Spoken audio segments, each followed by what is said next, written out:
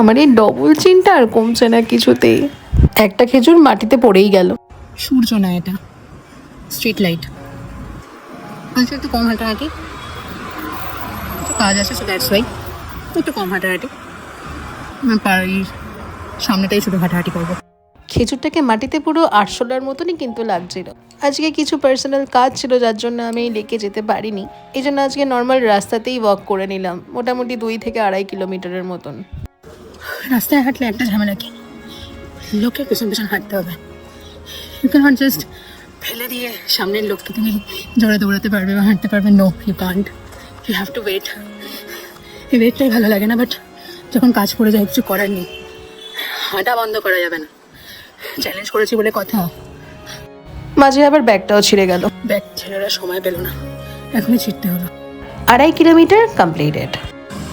ডান 2 kilometre. হ্যাঁ, আজকে একটা কাজও আছে আমার। সেই কাজটা কি?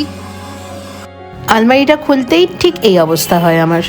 এতটা খতরনাক হাল হয় ভাবো। কি হাল আমার আলমারিটার, বিগত 1 মাস ধরে এরকমই পড়ে রয়েছে। তো আজকে সারাই ঠিক করতেই হবে আমাকে, এনি হাও। তাই জন্য আজকে আমি আরো তাড়াহুড়ো করলাম। এটা আর একটু ওয়ার্কআউট। আজকে খুব ছোট্ট হলো ব্লগটা, কালকে আবার বড় হবে।